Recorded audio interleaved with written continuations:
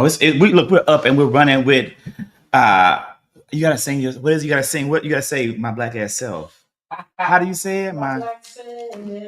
Yeah, we'll be with you in a minute. We're getting it all together. We're getting it all together here tonight. We are also live now. Your bestie is here. Athena Murphy, thank you so much for coming. Thank you so much for checking us out. Thank you for being here with us. We have a great show for you, no matter where you're watching from. Let's check it out. Yeah, we're ready. We got some people in from a number of places, including to people on Twitter. Now, the dinner party. What you eat tonight at the dinner party? Baby, what I ate at the dinner, turnip greens. We had turnip greens. Mac and cheese. Yams. Pork chops. Fried pork chops. We had fried and smothered pork chops. Down to the cookout. Cornbread. What was your favorite thing that you had for dinner at the dinner party and your least favorite? So my favorite was the yams. And then I'm going to say I don't have a least favorite. You don't have a least favorite? No, yet? I don't have a least favorite because I like food. Okay, I that's just what I do. Me and food we friends. And for those who are watching on TikTok or the Instagram or to the Twitter, the focus here is to come over to the YouTube so you can engage with us, you can talk to us, you can chat with us. The YouTube is the Zactivist on YouTube, and you can really be a part of the conversation because we really want this to be engaging. We really want this to also be interactive. Yeah. So I am here with Black gay mental health advocate and activist, MyBlackSelf. This young man is a content creator who you should follow on all platforms, and it's at MyBlackSelf. I found you on TikTok and immediately loved your content. It's great content and it's greatly needed. Today is May 1st, and it is the beginning of Mental Health Awareness Month. And I feel as though a number of people who are in the Black gay community are not getting access to take care of their mental health. Yes, they're not getting access to take care of their mental health. And then some are not even aware that there is access or that they need to take care of their mental health. Yeah, I agree. Yes. Why is that?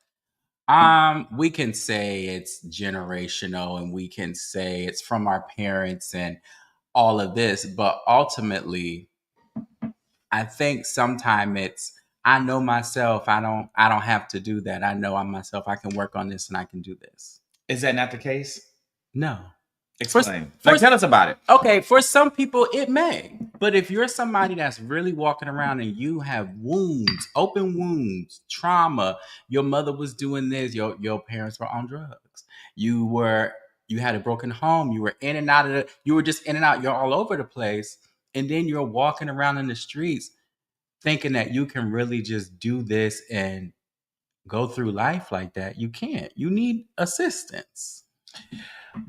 And what is the assistance? No, seriously, and this is a great, and one thing I think that's really important to flesh out, and again, full transparency, I am not the most open person to therapy. Okay. And I haven't had great therapeutic experiences. And I know that you can judge. Judge. People do. It's okay. No, it's okay. You can judge. There's nothing wrong with that. Judge. But I have gone to therapy, and it just, I had a great therapist, an Aries. It was a Scorpio. No, it was a Scorpio. He's a Scorpio who was dating an Aries. And he dumped me. He fired me. He didn't want to continue to service me. I don't know what it was. I don't know. He wasn't open to treatment. He never told me. He never told me what the real issue was. He just was like, I'm not continuing to work with you. And that was, it was hurtful because I liked him, but he didn't. And then I also had a couples counselor at one point who was, didn't get anything from it. So I said that to say I've attempted this, but I also am honest about the reality that only 10% of people are going to be good at what they do. And so the likelihood that you're going to get a good therapist, a good doctor, a good teacher, a good pastor, it's rare. So when you find it, you appreciate it, you latch onto it. But when you don't have it, be understanding of the fact that only 10% of people are going to be great at what they do. And so again, if you're watching on TikTok, you're watching on Instagram, or you're watching on X. Please come over to the YouTube, the Zactivist YouTube. The point of this is that you can engage with us. And if you're watching on the YouTube, drop some comments in the chat and also shoot some questions to our expert, My Black Self.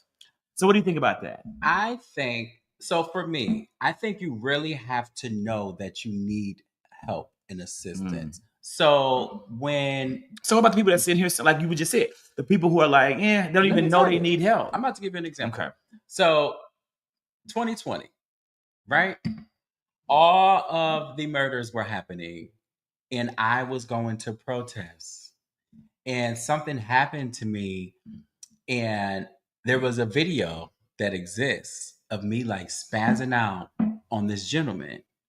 And my father got a hold of this video and he was like, you can't do that because you've had an experience. So you have to be careful when you go outside to a protest because it could have been you a long time ago. So when he said that to me, it sat with me because at one point I was like 17 years old and something of that nature happened to me. So it was hitting home so deep. And in that moment, I knew I needed therapy. And I reached out to a therapist, but she was not the one for me. So I moved on. And then years later, when my sister passed, I knew that if I didn't get a therapist, I just wouldn't be here anymore. Like I knew that I needed somebody to guide me through my new life. So I think you have to get into a place where you are kind of like hopeless in a sense, to where you are like, I can't do this alone. But what if I go to church? Then if I go to church, then if God, I take it to the Lord. If in God prayer is restoring you and the prayer is working and He's opening up doors for you and you are feeling healed and you have your peace and everything is intentional and you feel restored, when not just when you go to church, but when you're home laying in your bed, and that peace carries you, then it carries you. So, when it's carrying you, and not just on a Sunday at 8 a.m. Does everyone? So you're saying you may not need therapy in that moment?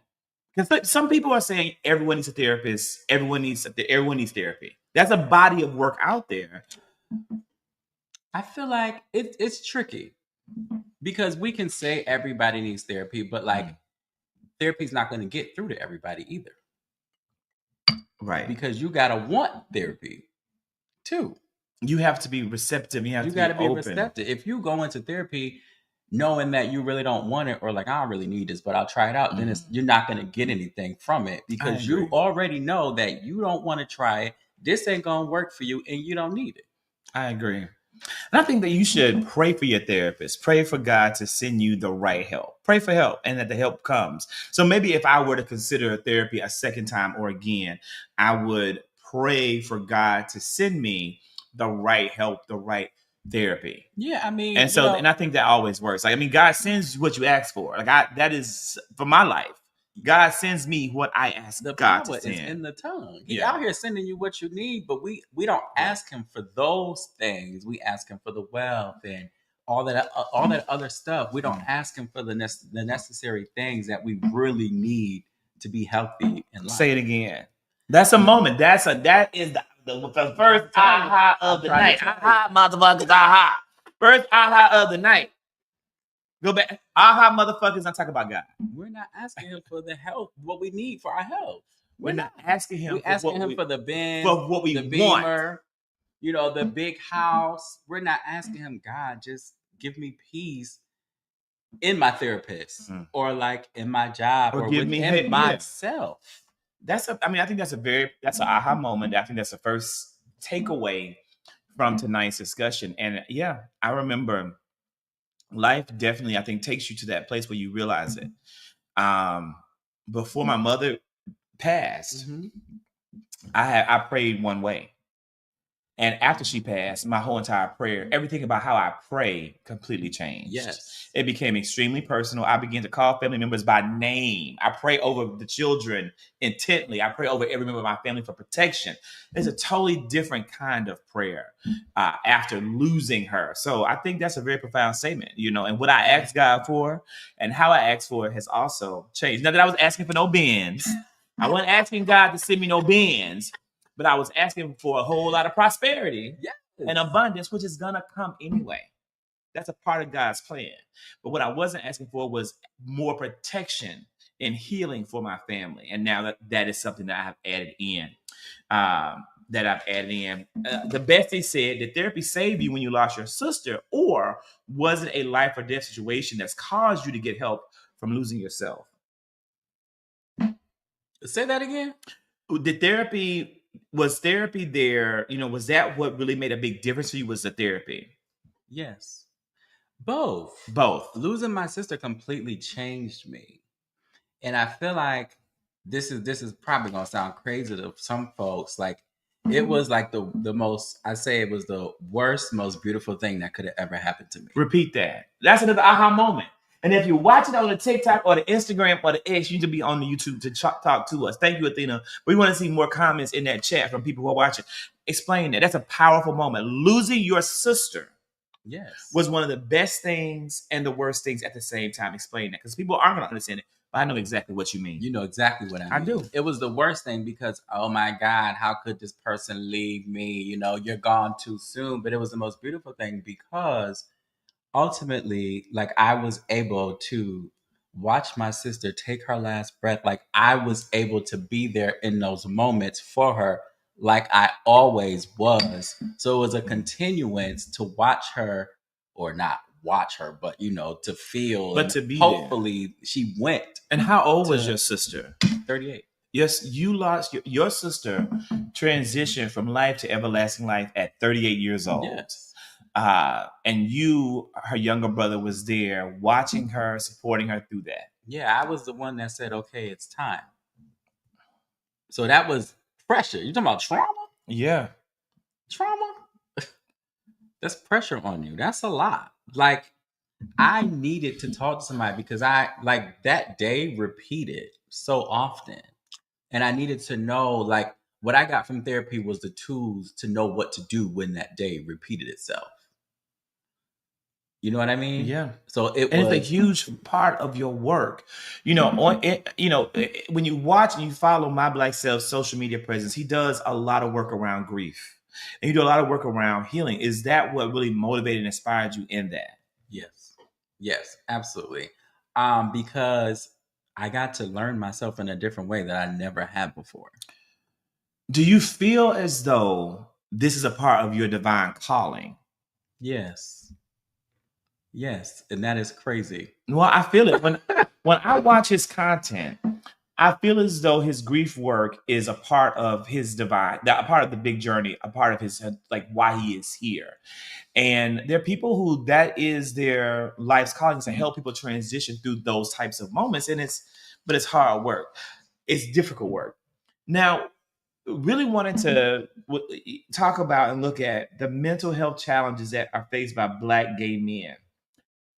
What's hard about being Black and gay? Those two words, Black and gay. The first thing is Blackness. I mean, you put it in the title, Black, gay. That's literally how it goes. We Black first. We all know what's hard being Black, just our skin. We both sitting here with locks. That's a whole nother layer of biases or racism or whatever they want to use against us. And then you throw gay on top of it. We just automatically ladies, or it's just too much. It's too much. I don't know fully what the current hate is against queer people. I'm confused on that specifically, because just like our Blackness, we've done so much and we've overcome so much, and all we want to do is just be in a space and be unbothered. But it's like, I don't know, maybe like people are thinking the gay is contagious, and the gay is a bad thing. The gay is contagious, but it's not a bad thing. And I don't even know to what extent it's even real. Right, let's talk about that. I don't even know to what extent it's real. I don't think it's real. I don't think any of it's real. I think it's all a social construct and that human sexuality is on a spectrum. And I pray liberation over every Black person in the world to become truly, authentically aligned with their wants and their needs and their desires, and to simply live a life that is pleasing to who you are.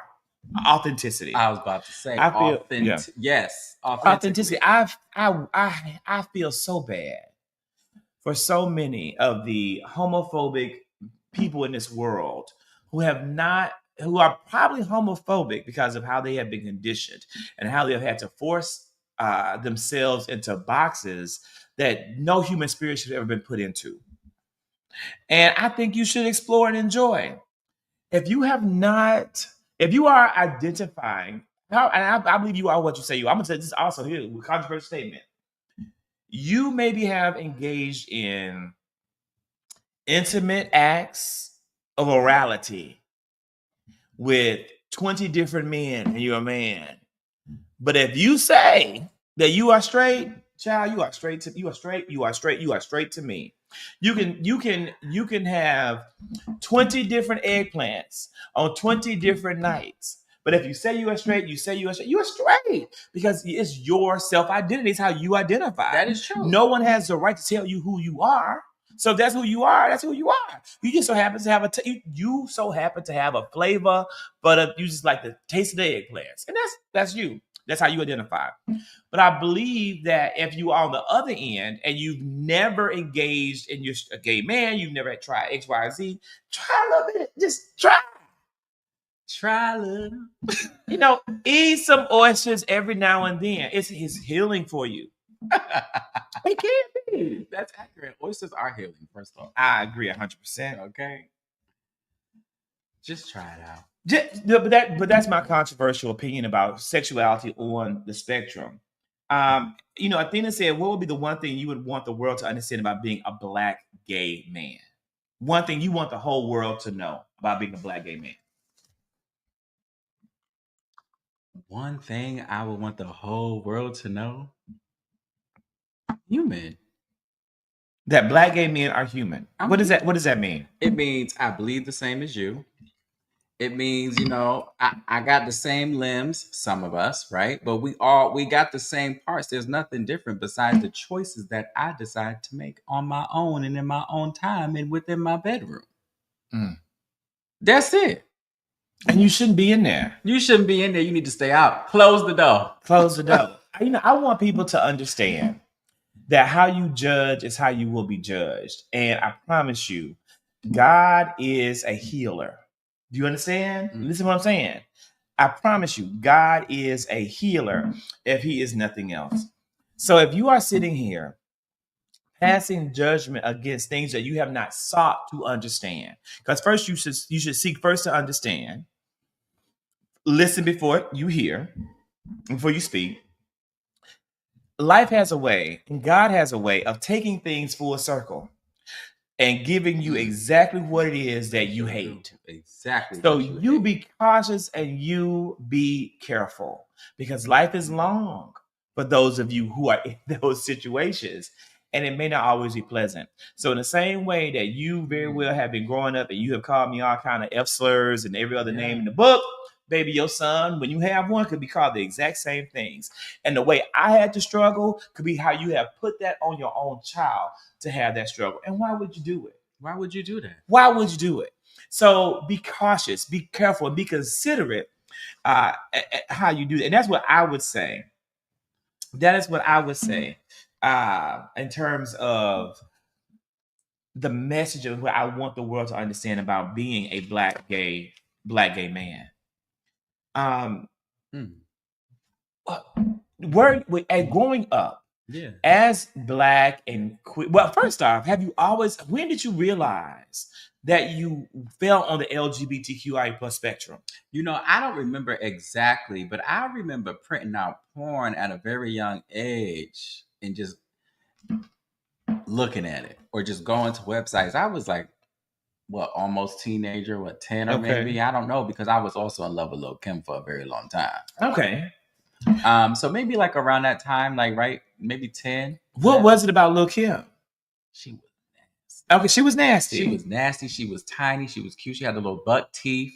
She was in okay, so you found Lil' Kim attractive. She was a hooker. She was sex positive, sex forward. Yes, definitely sex positive. Yeah, she was sex positive, sex forward. And so that's the thing you identified with earlier. You recognize. So did you identify with Lil' Kim, or did you desire Lil' Kim? Well, it might have been a little bit of both. Okay, it might have been a little bit of both. I desired Lil' Kim, and I might have been wanting to do the thing that she and said. You want to be a Lil' Kim? No, you want to be, and that's okay. And then being Lil' Kim. It is something wrong with watching on the TikTok, the Instagram, or the X, and not coming over to the YouTube. Come to the YouTube, chat with us, and let's engage. For that's the whole point of being here down to the dinner party. And so you remember that. And so, were you bullied as a child for being queer? So I grew up in Connecticut, and I don't know what was going on in Connecticut, but I was bullied, not necessarily like in school for being gay, but outside of school. And this was before I even knew I was really gay. Like, I would be walking the streets and the faggot bomb would come out the window. Mm-hmm. Or the you gay, you this, you that. It was when I was other places and other spaces growing up that I was called those slurs, and I got bullied that way. Like, I've been robbed, just like all types of things have happened to me. But school, like, I got bullied for little stupid things, but I really didn't get fully bullied in school. So have you ever felt as though being gay was a liability? Yes. I felt like I couldn't even like be that where I grew up. Because like, okay, so I'm getting called this now. When I admit this, what the hell gonna happen to me? If I'm walking down the street and everybody know I'm gay. Because these niggas that's riding around, can I cuss and stuff on it? Probably to a certain extent. Okay. So I would say like, the N-word or say the F slur. So the people that's riding around, like what could happen to me in these moments if I truly... For your safety. Yeah, for my safety. And that's a profound... I want to emphasize to people out there watching, because this is something that also isn't talked about enough, is, it coming out is for white people. I'm sorry to say it.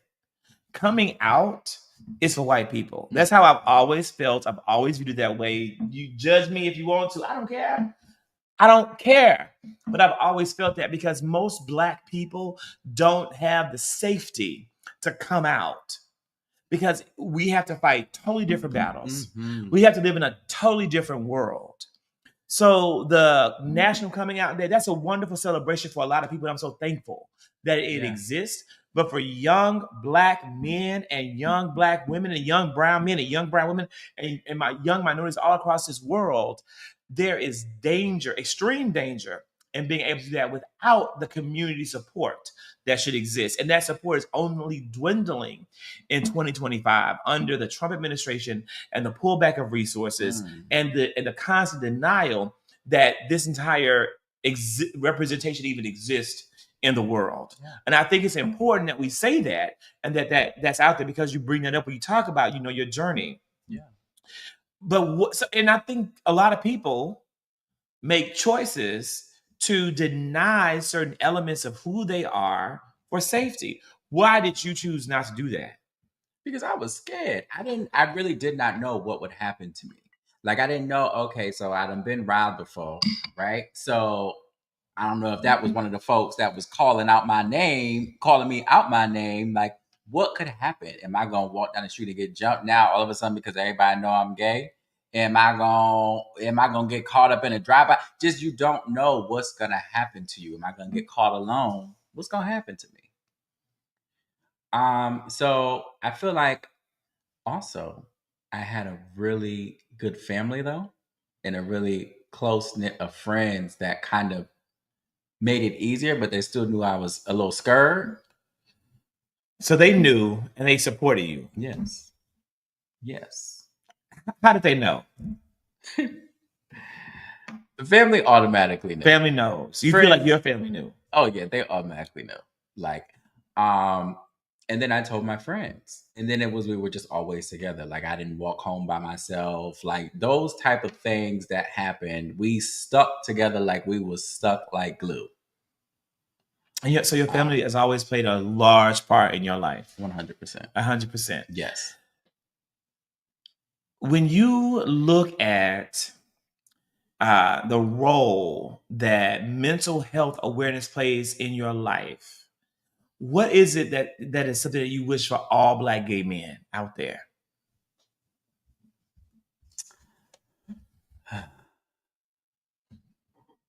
Clarity. Clarity. Understanding. I feel like I've been able to understand myself in a different way, specifically as a gay Black man. I know the things that I want and I know the things that I need.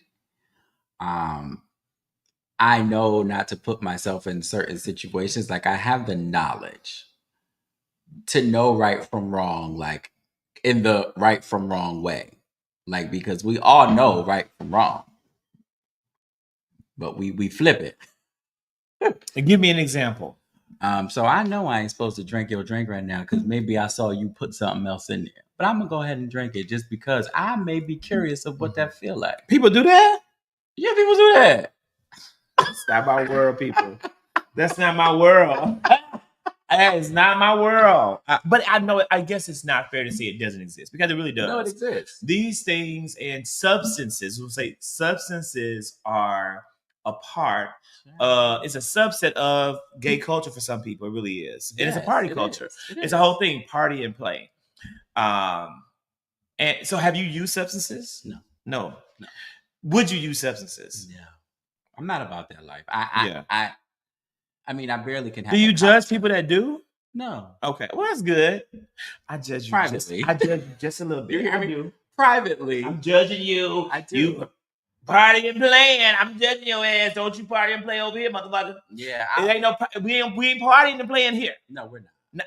Not me. I'm just saying. I like to be of sound mind and body. Yes. It's a temple for the Lord. I'm judging you when the door closed.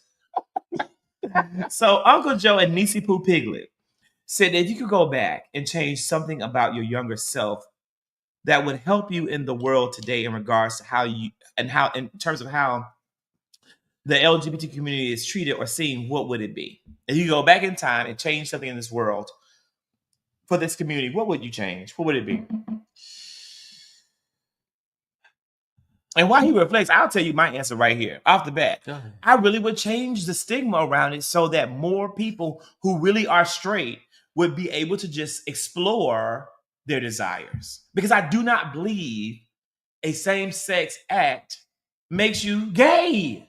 It just doesn't. And I know a lot of people in this world. I have lived a great number of years, although I'm very young. Don't try to figure out my age. Don't be looking at me trying to figure out how old I am. Look, I don't know. And you never will. You never will. But especially in the Black community, the stigmatization of same gender loving experiences, the same gender loving attraction, it's just so stigmatized for no fucking reason. Free your mind and the rest will follow. That's what I would want to change. I feel like what I would change is where we lost the love for one another within us, within our community. What do you mean? What do you mean? I mean, like, there's still some hatred. There's still hatred there. You go to certain places, ooh, or you may not be this, or you may not be that. There's you may not be good enough when you walk into certain spaces around certain crowds. Have you ever walked into spaces and not felt good enough? No. Me either. I've never walked in a room and not felt good enough. No. But I know it's real. And I can't lie and say I empathize, but I am seeking to understand the phenomenon of, like, what do they call it? It's a word for it. What you talking? I don't know, but imposter syndrome. Oh, imposter syndrome. Right, where you feel like you don't belong. I've never felt that. And I'm glad. It's interesting that you say you haven't either. No, I haven't felt that specifically, but I have been in spaces.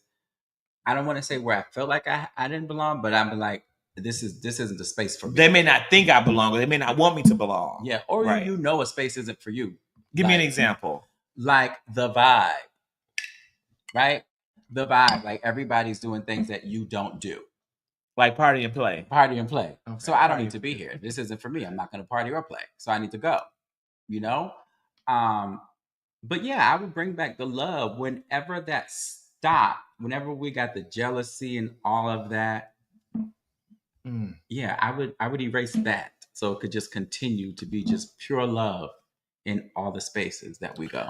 I agree. I will say and share with the people. Some people. I was in San Francisco this week. I just got back today, but I just really I couldn't wait to have this young man like here with me and to do this discussion, especially because it's the first day of Mental Health Awareness Month, and in San Francisco. I'm if you know me, I'm gonna work and play, but not party and play, but work and play. So I'm gonna go out.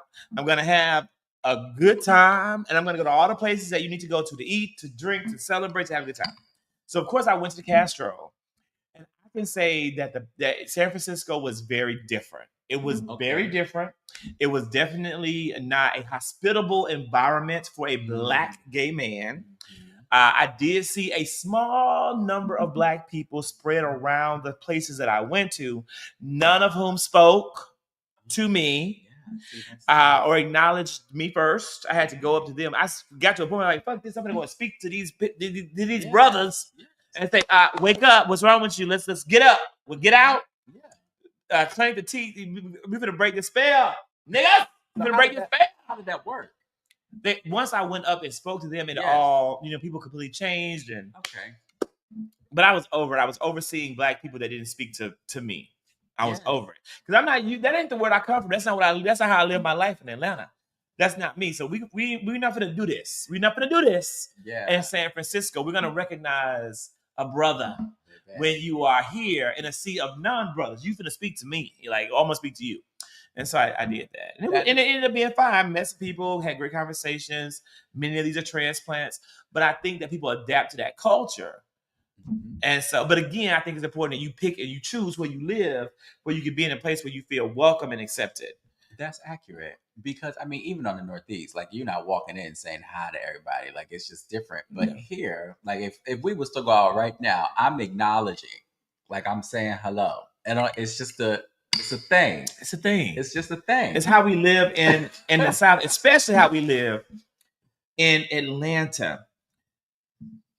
How do you feel social media impacts Black gay mental health? We have too many people guiding us. We're choosing the wrong guidance. Another aha moment is that we have too many people guiding us. And I'm going to probe. I got two things to probe, but tell me what you mean by that. I'm gonna go deeper. I am going to go deeper. I'm waiting for the comments from the people on the TikTok. Come to the TikTok. YouTube to let me know your questions, and come on Instagram to the Zactivist on the YouTube. But we need more comments in the chat. So tell me that. Jesus. Go deeper. Okay. Let's see what you got to say.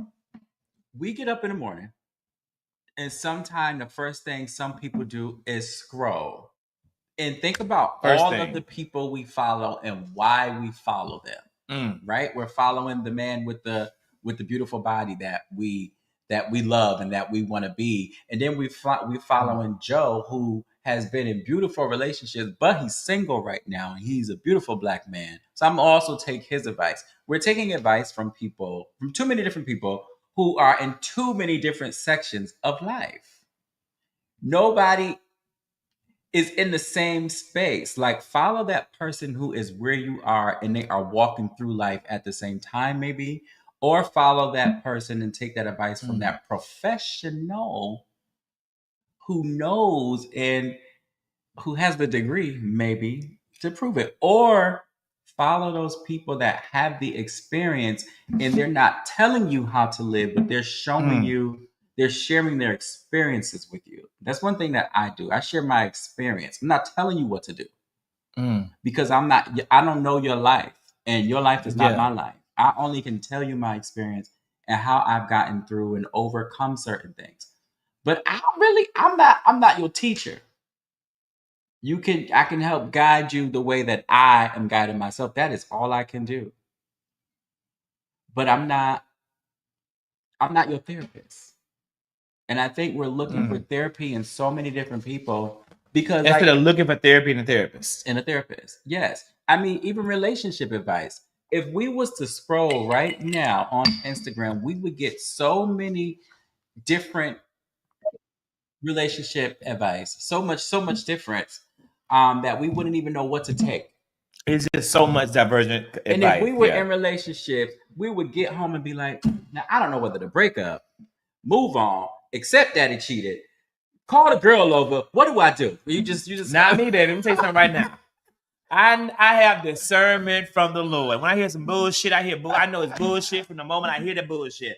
And I'm like, hell no, I'm gonna unfollow. Yeah. And let me tell you what I don't do. Wait, because you get on Instagram, then you scroll. No, yeah. And then it say that bullshit. Let that bullshit change your life. Take them back. And then, but that's what you're saying. You're seeing on the social media. Yes. You have to learn to navigate and find trusted messengers, people that you can trust in every space. And that's why I follow MyBlackSelf, because he's a trusted messenger in the space for Black mental health. And I listen to him. I value his page and value his advice. So basically, yeah, Athena, yeah, social media affects the mental health of Black gay men. Is what you're saying. Absolutely. If we allow it. If we allow it. Do you allow it? No. Sometimes it messes with me though. So what messes with you? It depends on what I'm experiencing. Mm-hmm. It depends. If I was going through a bad breakup and I get on social media and I see things, because once you like that one thing, you'll see it over and over and over. Yeah. Then that's all you see. It's a breakup topic. So then sometimes it's like, damn, this is really affecting me. Like, I done got about 10 different ideas. Let me get off of here because none of these people are my teachers. So let me go do what you have to let them go. I have to let it go. I have to let it, because I don't know them. I don't know their backstory. All I see is fucking, Skittles and rainbows. And you're like, that's not the reality. Yeah, you don't. Do you think that many people are not don't show up authentically on social media? Yes, I do believe that 100%. I feel like it's easier to be someone else and get those followers and those likes than it really is to be yourself and tell your truth. I agree with that. I make the sacrifice of followers and likes to be authentic and just don't give a fuck. Yeah. There are a lot of things that people are willing to do on social media that I'm not going to ever do. No. Because I think it can be damaging. There was a whole moment when like talking about people or attacking certain groups of people or shaming people or, judging them for what they don't know when they really were trying to know was a big thing in the space of social justice. And I refuse to get into that or do it. So another question here that comes in for the younger men and women who don't know how or are afraid to be openly gay or judged because they are, what advice would you give them to help them be released from the cage they're in? People that are being, what is the question? Like you're scared to come out or you're scared to be openly gay. And why he processed, I'm gonna tell you right here. You have to make a choice at some point in your life. Mm-hmm. If you're going to live your life for others, you're going to live your life for yourself. I want to say, first and foremost, you got to make that choice at some point. So make it. Number two, there is no rush on you deciding what's best for you in terms of how you make that choice. So you can take all the time you need, or you can make that decision right here, right now. It will never get easier to make that choice, to live authentically in your truth. It never will get easier, but it is something that you have to do. And you have to be prepared for the consequences. You may lose friends and you may even lose family, but you've got to be ready to live and deal with those consequences and accept the fact that on either side of the equation, people are going to cast judgment about you. But at the end of the day, you have a life that you are meant to live. One life to live from one person. You are on a journey of your own personal growth and your own personal edification. And you are not meant to live subpar, substandard. You are meant to live abundantly. You are meant to live an abundant life that is abundant with love. Abundant with love. Yeah. And if you're not feeling that and you're not having that you're not living in the fullness of times. That's what I would say to that. I love that. I love that. But what I would say is, first off, you've already accepted the fact that you are who you are. Right? There's no going back at this point. You've already accepted that. You know that. Secondly, understand and know why you're afraid to come out. Know why. Why? Know the why. And secondly, or thirdly, do it. Just do it. Once you understand those things, you'll be able to understand you, and you all you got. And I do want to say, there's a lot of gay campaigns that have existed, but one of the ones that I appreciate the most was the It Gets Better campaign. There are young people out there who don't understand that, but just keep that. It gets better. And that really goes even beyond being gay or straight. Like, I think that we both sit here as two people that have dealt with extreme grief. Losing an immediate family member is extremely difficult. And where you're the, male, it's just tough, right? Yeah, like it's absolutely tough. It's very, like when I lost my mother as the oldest child, it is, I was raised that it was my responsibility to hold up my sisters and protect my sisters at all costs. Yeah. The most important thing that I could be is a big brother. I realized in my own journey that I'm driven in life I want to be able to go and be little 7-year-old Zach in heaven and say to my mother, did I do well and taking care of my sisters and shepherding them over life, and for them to say, well done. That is the greatest desire of my heart. So I wasn't able to process and deal with the grief the way that I probably needed to, because I was taking care of them. And then a month after losing my mother, my sister lost her oldest daughter, the closest thing I've ever had to a child, and my oldest niece, who was a medical school student who died in a house fire.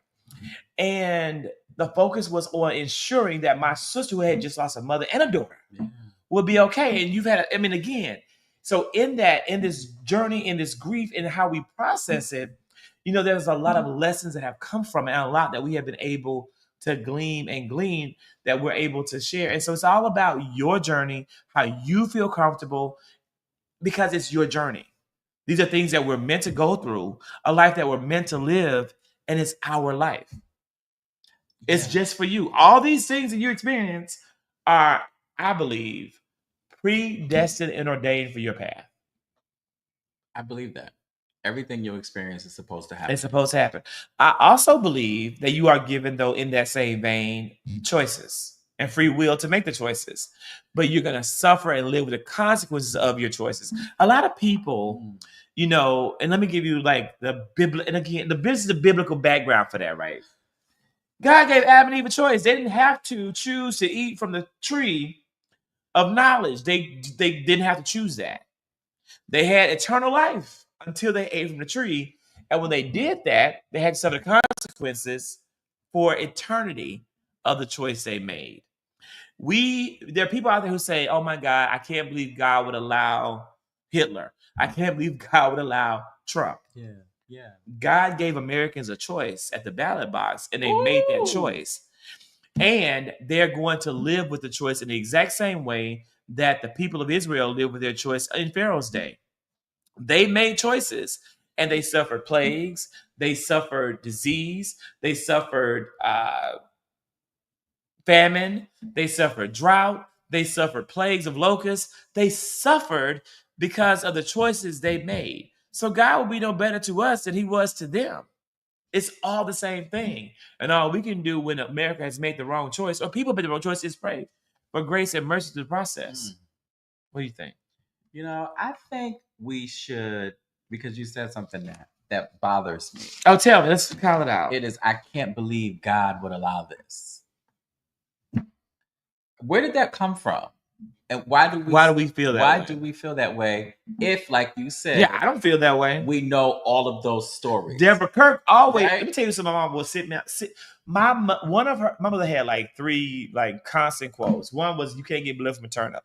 So my family, if we were a family shield, it would be a damn turnip that was sliced open and no damn blood coming out of it, because you can't get blood from a turnip. Okay, the bills wasn't finna get paid. Goddamn it, they ain't finna get paid. Sit your ass down and shut up. Right, it ain't happening. You can't get blood from a turnip. Okay, That was her. But the second thing was, God is not going to be any better to you than he's been to anybody else. So if these people have had to suffer, your ass can suffer too. That was her constant refrain. And it goes back to the Bible and the fact that people have suffered because of what they have chosen to do or not do. Yeah, but when do we actually start believing that? I believe it right now. I believe it every day. And that's why I try to make good choices. I try to always make good choices. I could go and do party and play, but I might die. So I don't do it. Right. That's the consequence of the choice. The consequence is death, nigga. And that's what I said by knowing right from wrong. Right. We know right from wrong. We know right wrong from wrong. Comes with a consequence that we don't want to experience. Right. So Riley is here with us, and Riley said last week I came out to my science teacher as pan and gender fluid, and my preferred name is Theo. She expected me, and she is gay, and she doesn't know what she is right now, but it's a go now. There are safe spaces for teachers that can be provided. I'm really thankful that you are able to have that. But I want to also say that if you're a young person, and at some point in your life you come across this video, and your teachers aren't able to necessarily honor and respect who you are, understand that America made a choice to put in a government that doesn't allow them to make a choice, that makes them make a choice between their career, their livelihood, and their personal existence, and your recognition of identity. And I want you to think about, is your desire for authentic recognition worthy of them losing everything they've worked for and their family possibly now being homeless and starving? I'm thankful that you, Miss Comer, didn't have to make that choice, but a lot of teachers are having to make it, and they're losing their jobs behind it. Absolutely, because they want to stand by their student, and that's a really hard position to be in. I feel like that's a lot of weight to put on somebody. It's a lot of weight. That's a lot of weight to put on somebody. And then, as a teenager or as somebody in elementary school, you don't know, or middle school, you don't know. Or high school. Yeah, or high school. Even in college. I feel like a lot of college students don't understand the gravity of the choices that adults are having to make. No, they do not understand that. And it worries me. If they do, that's great. It worries me. But most people do not understand the amount of pressure that allows somebody. Under Trump, the pressure is getting worse. They basically, putting Trump hands on their shoulder. That's a lot of pressure. It's horrible. But we did it. We caused it. We made the fucking choice. I mean, take that into consideration when you go to have those conversations with certain people. Like, it may not go the way you want it to go. But I'm thankful for you. I'm thankful for you. I really am. Yeah, and how do you think we should rise from this? Let me tell you something, Theo. Let me tell you something, Theo. You need to take notice of this moment and make sure that you don't forget. You are young, and life is long. And I pray over you that it will continue to be long, and that it will be filled with love and prosperity. But I want you to not forget this moment, because that's the problem, is that too many people forgot where we came from. There are not enough people who lived through and survived the AIDS epidemic of the 80s. Yeah. And those who didn't do enough to educate future generations. So you have young people who chose to prioritize everything but themselves and what would protect their community in the 2024 election. 90 million Americans sat this one out. 90 more Americans who could vote chose to not vote than who voted for Donald Trump. They chose to not vote. And now we are living in a time where within 100 days, this country has gone back decades in regards to policy. And it's only going to get worse in the remaining 3.5 years. I want you to think about, if Donald Trump and his administration could roll back so much of America's policies and progress in 100 days, imagine what the fuck they're going to do in the 3.5 years they have left. There is nothing that we can do right now to change any of it, because we have to live with the consequence of our choice. However, we can make sure it doesn't ever happen again by voting and fighting for the vote of others when that time comes. I worked myself to exhaustion fighting for Kamala Devi Harris to be president of these United States. I worked myself to the brink of exhaustion. But when she lost that election, I held my head up high, shed a few tears, and kept on going and still fighting because I understood that this is what America wants, and therefore America will live with the consequences of the actions. We're gonna get personal. Are you ready? Can we get a little personal? Yeah, a little deeper. But Riley said, yeah, he's all the phobics. He is. More love. And yeah. And Riley, I just interviewed Vice President Harris. She had some really great words to say. I'm sorry, Theo. Had a lot of really great words to say. So you can go to my Instagram or my TikTok, The Zactivist, both the same name, to see those really good interviews. Let's talk about you and how you take care of yourself. How you take care of your black ass self. Oh, how do you sing the song? How is it's like my black self? My black self. I have a really bad voice. It's okay. It's really bad. No, it's horrible. No, that wasn't bad. It gets a lot worse for him. What is your go-to self-care? What is something that you do every month to take care of you? Mm-hmm. My go-to self-care, yoga. Yoga. You do yoga. Yoga and music. I feel like music is healing for me. Who heals you? What music heals you? What heals you? Fantasia heals me. Fantasia's the one. Fantasia heals me. Tia Skipper heals me. She's here in Atlanta. I believe she's still here. Layla Hathaway heals me. I like Layla Hathaway. I have some of her albums in the basement. Yeah. When you used to buy CDs. People probably, Kim Burrell be healing me. You love Kim Burrell? Yeah. Kim Burrell be healing me. I did not say LGBT. Hey. It's okay. She talked about it. She had an interview the other day. She's a phenomenal singer. Let's not deny the gift. And this is something where this is where I struggle. Okay. Right? Let's share a struggle. Yes. It's not a mental health struggle. No, but it's like a content struggle. I feel a continuous impulse to call out motherfuckers like Kim Burrell when they do dumbass homophobic shit. Okay. But on the other end, I think what you don't know on my platforms is that I also understand where it comes from. And there's a part of me that hurts even having to call it out. I call it out because that's what I have to do. I feel like it's part of my purpose and speaking and being a truth speaker. But I understand that Kim Burrell is so homophobic. I know why she's so homophobic. She may have been, I don't know if Kim Burrell got like gastric or something, and maybe she ain't eating as much as she used to eat, but she's still eating. You know what? She's still eating. What we're going to say is the church has taught a lesson. And that lesson is to be homophobic. The church. So the church has not taught the lesson, black ass self,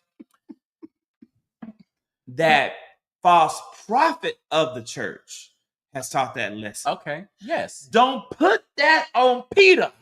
The rock upon which the church put it. All right. Well, Peter. Okay, Peter ain't do it. But it's that person. Yes. And there's a lot of, and I hate to say it, Lord, don't get mad at me. He ain't getting mad. There has to be some evangelical, non-denominational people who are excellent at what they do. But I will not be going to a church that is not grounded in an established theology. I'm not going to a non-denominational church.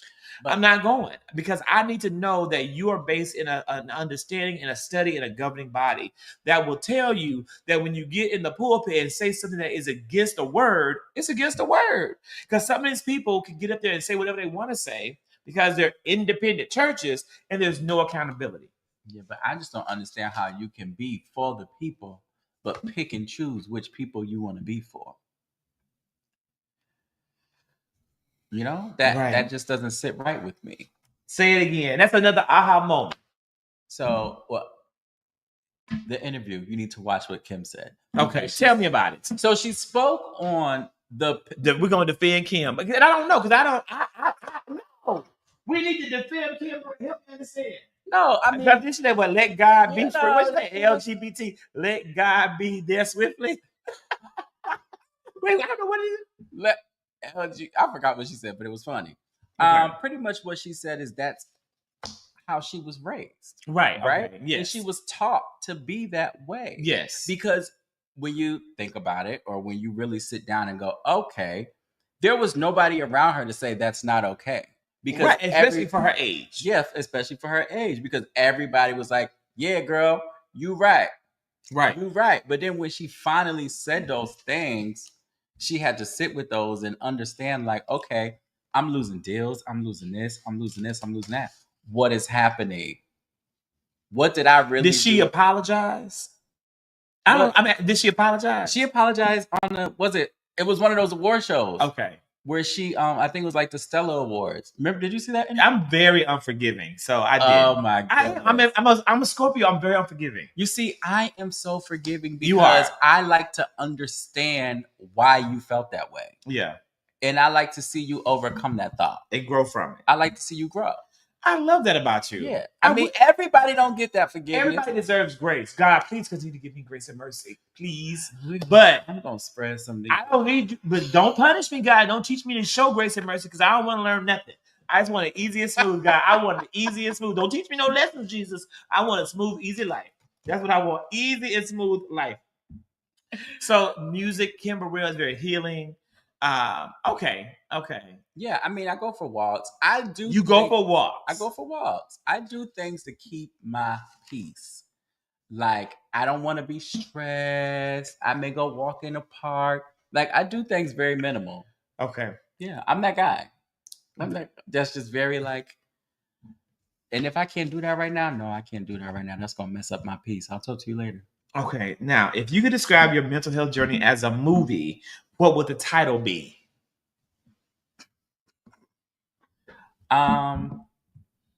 If my mental health, gosh, what would the title be? I've never thought about this. I feel like it should be called Death Becomes Her or something. Death Becomes Her. I get it. But you explain that. Break that. I get it. Because after my sister died, like something... You evolved. I evolved. After my mother died, I evolved. Yeah. I became the next version of me. Yeah. Everything changed. My priorities changed. The way you feel about death also changes. The way you feel about your life and how you live and how long you may have to live, all of that changes. You really need to write a book about it. You do. You do. And that's one of his gifts tonight. So every episode, I have hand-selected gifts for my guest. So I'm going to give him his first gift. You got hand-selected gifts? His first gift is this book by Jacqueline Whitney. I think you can order the book online, but I bought the book from a store in Atlanta called Nomad. It is in Nomad Bohemian. It's in Ponce City Market. It's a phenomenal store. It's Black owned. It's just a great store. But I bought this book for him there, and it's called If You're Grieving. And it's just really, to me, a model, not because he's grieving, but it's a model for the type of book I want him to write, because he has been so helpful to me in my grief journey. And I think that him writing a book will help so many other people.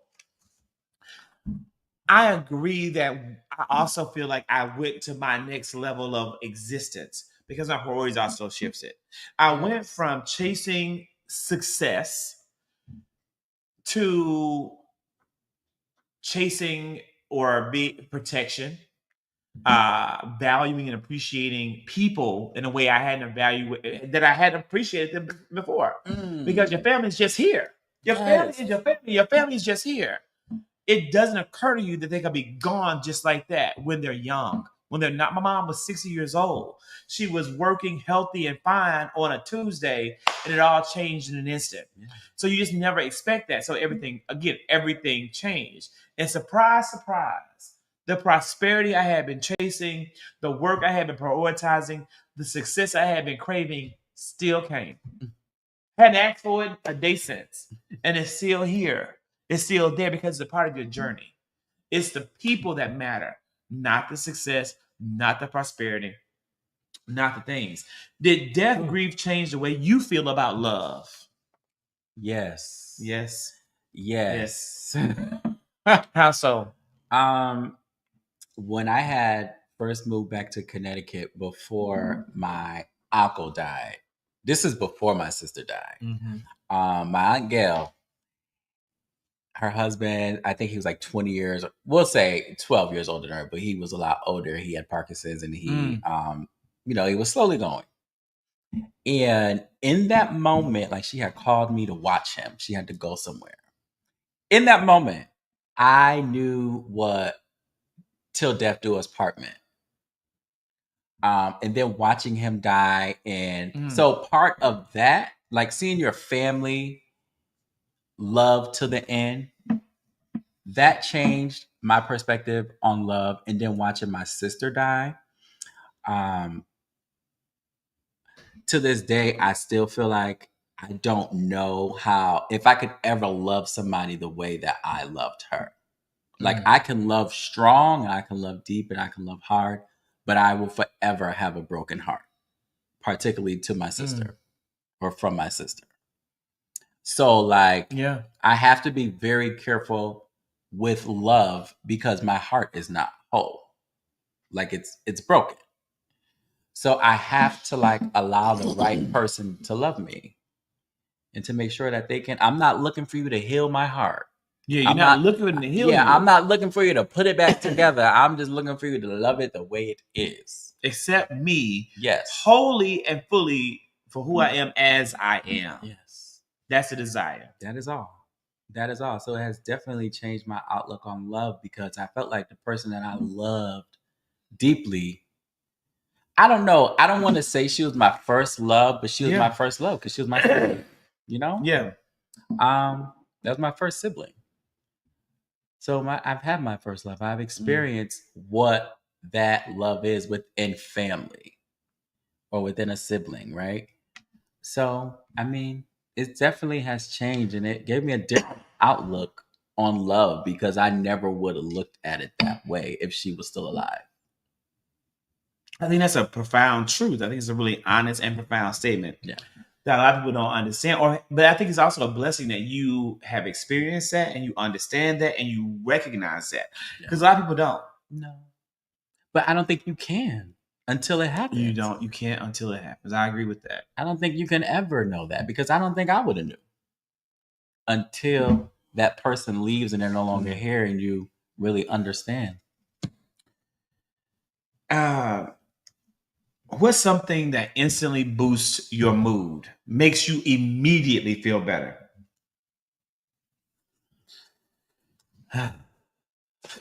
It's simple. A deep breath. A deep breath. A deep breath. Or just waking up like, oh shit, I woke up today. I feel great. I'm a simple guy. Simple pleasures bring me joy. Just life itself. Now, I have to admit, I don't genuinely believe in love languages per se. Okay. But I know that people do. Mm-hmm. And so I think everybody has all of them at different times, but and different preferences, priorities. It's about where you are at a point in your life. If you ask me mine, I'm saying all five. Right. That's what I was all saying. five. So we had the same belief. I can't just tell you one way I want to be loved. So today, is there one way that you think is priority or no? What's my day today? Today. Physical. You want to feel some I need intimate touch. I need to feel touched. Intimate touch. Intimate touch. So what is intimate touch? What does that mean for you? Let's talk about that. Physical touch? No, yeah, because I'm going to be honest. I always feel like Aries are so physical. I just do. I've always felt that Aries was one. I really think it's the most physical sign. The only sign that I think comes close is Sagittarius. But I feel like Aries I feel like Aries truly show love through physicality. The ones that I've Yes. experienced. I'm just telling you what I've experienced. I am a sucker. They lay it down, but it's quick. I'm just telling you like it is. Talk about It don't last long, baby. The Aries tap in, they tap out. Let me tell you one thing. I'm just We have our days. Is that not true? I mean, just be like for you as an Aries, For you me- April to what? April to March 24th. okay, so you maybe a little bit of I can get that April shortness. it could be some of that Pisces energy sliding through. I can control mine. But when I done, laid down with some Aries, they I don't hope my last father too not long. watching no more. My black ass gay self. Okay. Wow. Physical touch. Physical touch is simple. Like I like hugs. Okay. A good hug. A good Or hug. just a hug makes you feel better. Just A one good of hug. these. Yeah. It depends. Like if I'm really feeling down and if I'm really in my emotions and you can see that, all I need is a hug. I don't want you to ask me what's wrong with me. Don't say a word. Just give me a hug or do one of these. Do one of these. Yeah. You know what? That's it. Is this gonna be? Let me tell you something. I realize. You don't like that, huh? I do. I love to be hugged by women. I like women. I like hugging women and women hugging. I like women. The hug. No, I'm serious. But with me, it has to be a certain man. Yes. You know what? Let me say this. This is horrible. I'm realizing I don't like for men to hug me, but I like to hug men. Say that again. But when I'm wanting and needing a hug, I need it to be from a woman. Maybe it's family, maybe it's childhood, maybe I don't know. That's what I need to look at and explore. Let me ask you a question real Yes. quick. What if it is? I'm having an allergy attack. What if it's like? I'm not surprised. It's bad allergy day. Oh my god. What if it's like? I got Sudafed. I got Benadryl too. More feminine man that hugs you. Mm-mm. No, man's a man. I hate to say it. Okay, but when it comes to, it's like if it's like a stranger, if it's not like if it's like a moment, like all of a sudden you're caught out there or something, you're having an emotional response, I would prefer the hug from like a big woman. Okay, I would prefer that. I know too. That's crazy. I don't want no random ass dude to hug me. Right. I might wait. I'd rather feel some, I need the but bosom. I bet that's probably also how, probably women feel the same way. They want to be hugged by probably another woman. Like men may not be safe. I don't know. That's something that I'm also thinking about in the mental health space. Is like somebody to answer that making women like, wanting to always be someone where women feel safe in my presence. So quick fire question. What's your favorite way to start a day? Oh my God. I feel like I am so basic now that probably. you're. He said he just want to be in control. LOL. Yeah, you're probably right. Who said that about me? My friend. He's talking about me. Oh, not one of man to hug. He's probably right. I'm not gonna lie. Yo, the best way to start the day for me is a cup of coffee. Yeah, a cup of coffee. Yeah. Same. What kind of coffee do you drink? It don't matter. You don't have I Cafe Bustelo, hands down my favorite. Absolutely. I drink it every morning. That's my coffee. I love it. No, I'm not drinking that. It's too much strong. Espresso. It's too strong for me. You like I can do some bullshit coffee? Starbucks. Well, okay, for a while. You like put shit in it? Let me tell you, for a while. How do you drink your coffee? What'd you put in it? For a while, I was on drinking coffee from Puerto Rico. So now I'm come back to this and I'm drinking, Folgers every now and again. But I just put a little oat milk in it. That is it. No sugar, no nothing. Just oat milk and, make a little stir. And that's it. And my coffee is black. That's fine. I drink only black coffee, but my preference is definitely Cafe Bustelo. I got strong coffee. I can't do that. I got 20 packs in the pantry. I gotta have it every day. What is your biggest? What's inspiring you right now? What is right now inspiring you?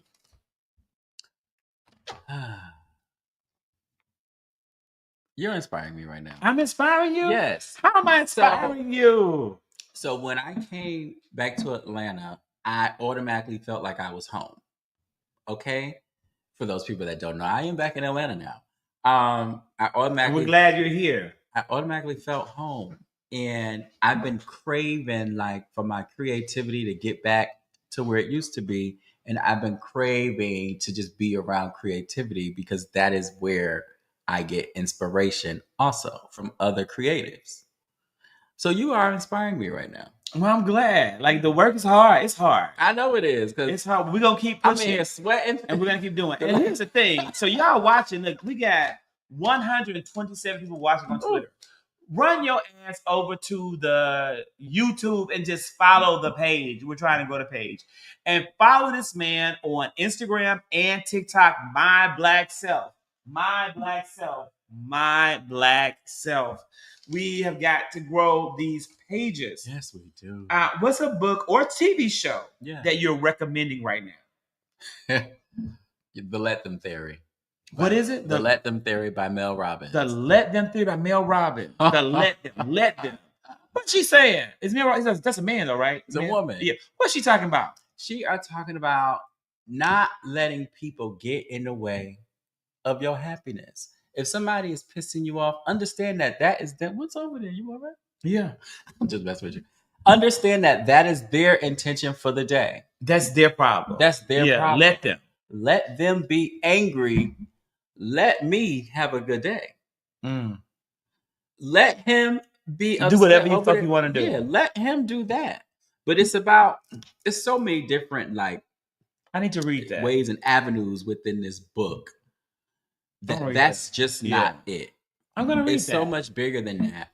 Because I always think to myself, what if I was here and attacked by a Karen? Like, I saw the recent Karen attack at the park where she was attacking the autistic little boy. And I'm like, what if that was me? What the fuck would I have done? Nah, see, in certain situations. But I need to let them be. Let them be. Let them be. Her Karen, it is what it is. I can't do nothing about that. You can't do nothing about Karen's gonna Karen. I'm gonna read that. So now I was like, what? So Mel Robbins, I'm gonna go ahead and download that book on the iPad, and I'll probably read it Sunday. I have a flight. I'll be reading it on the flight. Read that book. I'm gonna read that on the flight. Favorite guilty pleasure snack? I love a Snickers. That's it. That's what she said. If they say it really satisfies. You like the traditional Snickers or the white chocolate Snickers? No, give me a regular Snickers. A regular Snickers. And prefer the mini. But if I get a larger Snickers, it's gonna take me a week to eat it. It's gonna take me a couple of days. So you prefer the regular average Snickers, not the mini. You prefer a mini. I prefer Snickers. The mini. You prefer a mini Snickers. And now, have you had a white chocolate Snicker? Yes. And how did it satisfy? It was all right. It was all right, but it wasn't as good as a Snickers. A Snickers. Okay, we accept that. We accept that. Now, one word to describe. You're back in Atlanta. What is one word? Just one word that defines or describes your vibe right now.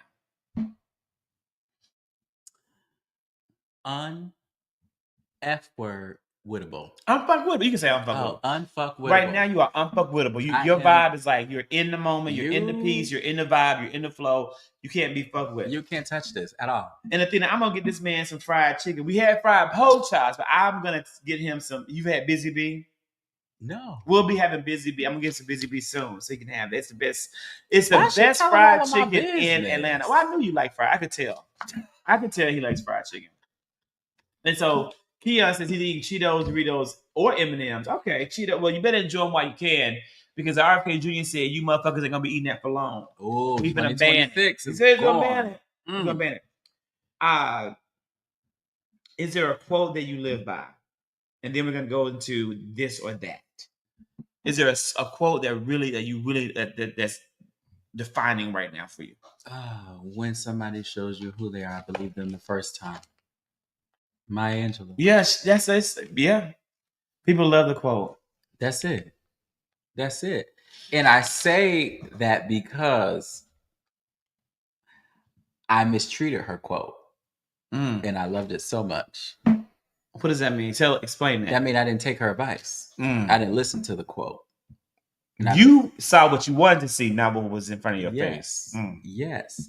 So going forward, going back to that being the quote that I love, now I have to live in it and worship the quote. Yeah.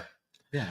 And no Kim, we can't eat in there. I know she's not allowing people to eat in the restaurant. They're never going to open back up for the public. They shut down for the pandemic, and they realized they could make a whole lot more money a lot faster by just having you pick up and go, pick up and go.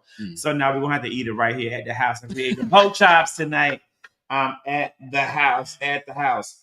You know, let me think of a quote. You know, it's hard.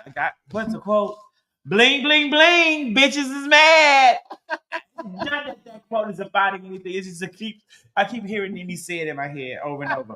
I just keep hearing it. Bling, bling, bling. Bitches is mad. Oh my God. It has no relevancy to the moment. It's just I keep hearing the quote. This or that. Early mornings or late nights. Early mornings. Phone call or text. Phone call. Meditation or workout. Meditation. Solo trip or group getaway. Solo trip. Sweet or savory. Sweet. Stay in or go out. Stay in. Podcast or playlist. Playlist. City living or nature escape. Depends on the day. Nature escape. Journaling or venting to a friend. Journaling. Netflix binge or social media scroll. Social media scroll. Okay. Okay. Interesting. We have some differences here. Yes. So you can ask me and we'll see what I'll say. So I actually was like, please pick one. Pick two. What's your favorite way to start the day? It's definitely gonna be. Every day starts the same. I have to get a cup of coffee and a good face wash. Good face wash. Like I really focus on washing my face and getting all the face like stuff out of my eyes. Like that really bothers me. What's the best advice you've ever received? Oh wait, you haven't done this. Oh yeah, what? Yeah. The best. What is it? What? It's in therapy. Okay, I didn't say it was good. But I went to therapy. Okay, so what did you? The best advice I got in therapy? Yeah. I don't remember one piece of advice I got, but I've gotten advice from people in general. Yeah. I would have to say the best advice that I've received. That's a good. I mean, that's tough. Some tough. Good advice. I would have to. If they don't want to be there, you gotta let them go. Ooh. If they don't want to be there, you gotta let them go. You gotta let them go, and you can't look back. As hard as it is, that's probably the most recent, advice. Like from like a couple years, it's like I've had to constantly embrace. They don't want to be there. You gotta let them go, and it stays true to this day. It stays true, and I'm someone who doesn't let go. I don't. If I make a commitment, I don't let go of the commitment. I don't believe in breaking up. I believe in we fight through the issue because it gets better. It gets better. It always gets better. But the only time that you have to let go is when they don't want to be there, and you have to owe it to the person to let them go because that's what they want. You have to do it. As hard as it is, as much as it hurts, you have to let them go. All right, let me ask you one more. Yeah, and then we go to this or that. Yeah, one more from the top list, and we can to see what we don't agree. Because I feel like I didn't agree with none of them. I don't think. Who's your biggest inspiration right now? My biggest inspiration right now in this moment, right now in the moment, y'all, I am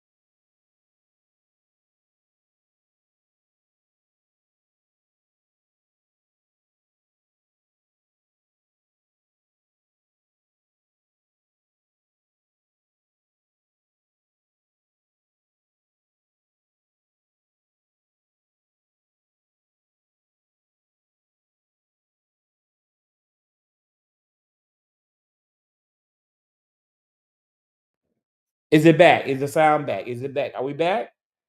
Let me know. Let me know if the sound has come back. Come back, come back. Sound, sound, sound. Come on, sound. Come on. What they say in the church. Yeah. Take your time. Yeah, take your time. Take your time. Audio. He ain't through with you yet. Oh, hold on, Mike. Yeah, Mike. Let me go back to Mike. Okay. The sound should be back. The sound should now be back. This should be a much better sound. And so again, Kamala Harris has blessed assurance. She is at a place, it's not necessarily peace because she is ready to fight. That's clear. She's going to continue to fight. But the thing is that she knows that her destiny is bigger than what anyone could put on her. And she knows that what she is doing is right. And I think that the fact that she is assured that she is right gives her a sense of peace and a sense of calm. Her spirit was very calming. But I think it's because she's so assured. So I'm so motivated by that. Now, it makes me say, be more authentic and be more honest to why you are here and why you're doing what you're doing. Because it's hard to do what I'm doing. It's hard to speak out on social media. It's hard to criticize the current administration. It's hard to speak truth to power. So many people have fallen away from the work. People that were so committed to doing what I'm doing, they're not doing it anymore because it doesn't pay. It doesn't give you likes and followers. Your content's getting suppressed. But I'm not going to stop because I know this is what I'm meant to be doing. Amen. You can see that in Kamala. Yeah. You can see that. Like when you hear her laugh and when you see her smile, you can like hear and see her at the same time. I've noticed that just looking at her on screens, you can just see. And she was very happy. Like the happiness radiated from her and it just jumped around the room. She was she was living in joy. I think that Kamala Harris's default is joy. Mm-hmm. Her husband was there. It was a totally different Kamala vibe. I had a chance to spend some time with him on the campaign trail, and it was a totally different feel. I just felt like they were very happy. Yeah. And I felt like they were very light, but I felt like they were very like even more convinced of what they have to do. Mm-hmm. And I'm like, this is really great. Like I'm like, oh, this felt great. So I would say that's that inspiration. This or that. Okay. Early mornings or late night? Late night. Go to bed at 2 to 3 a.m. Pop up at 9. Meditation or workout? Workout. Phone call or text? Text. Sweet or savory? Sweet. Podcast or playlist? Podcast. Unless it's Meg Thee Stallion. Journaling or venting to a friend? Venting to a friend. Oh my goodness. But I do journal. I have a nice journal. Netflix binge or social media scroll? Social media scroll. Okay. So we share that. Yeah, we share that. We could watch some Netflix together. So let's get spicy. Oh Lord. No, so are you so let's talk. So you're back in Atlanta. Yeah. Are you dating? I really don't want to. You don't want to date? Not right now. No, okay. You want it to be single and you want to be free. Yeah. And you don't want the expectations that come with dating. I don't want you to come along with me with no expectation because I am full. Fuck boy. Right now. And what does that mean? That means I don't have time for your feelings. I just don't you want to get your needs met. I can't cater to you right now. You got to cater to yourself. I got to cater to myself. What if a man wanted to cater to you? Well, it depends what he's going to cater. What could he cater? Because see, like what's even needed? It seems like there's nothing even needed. To me, when someone's saying like they're taking care of themselves, they got it under control. No, whoa. I said I don't want. I'd rather you stay over there. Now, if you come over with a bucket of fried chicken, then I'm going to have to eat it. You know what I'm saying? You're going to have to cater that fried chicken to me. Okay. So if you bring me the bucket, I just might be hungry. Okay. How long have you been single? About a month. A month? I'm just kidding. A few months. It's been like 3 months or so. You've been thinking about a month, maybe a few months. What were the lessons that you're taking from that experience that you're bringing with you? Putting myself first or continuing to put myself first because in relationships we get caught up. And we lose ourselves, some of us, not all. Mm-hmm. So making sure that that does not happen to me again. Knowing right from wrong, and also believing that when a person shows you who they are, I believe them. At what point did you learn who the person was that you didn't want to believe? At what point did you not want to believe? How long into the relationship? Oh, how long into the relationship? Yeah. It was months. It was over 6 months in that I did not want to believe. But when did they start showing you what you didn't want to believe? Early on. Because listen, yes, people are going to watch this, and 92% are going to ignore the lesson. But someone, maybe even 99%, but there will be someone who will see this and they will get the lesson. So people don't have to live through it to learn it. And so you're saying you saw immediately there were some issues, some red flags, some situations, some problems, and you didn't want to believe it, so you didn't. But if you would have, it could have saved you. What difference could it have made? It just would have saved me some time. But ultimately, I don't like to regret and take those back and say that, oh, I wish I didn't do that. You know what I mean? Because I believe there is a lesson in everything. You're supposed to experience certain things. I feel like I was supposed to experience that time with him. I'm greatly appreciated for that time that I had with him, right?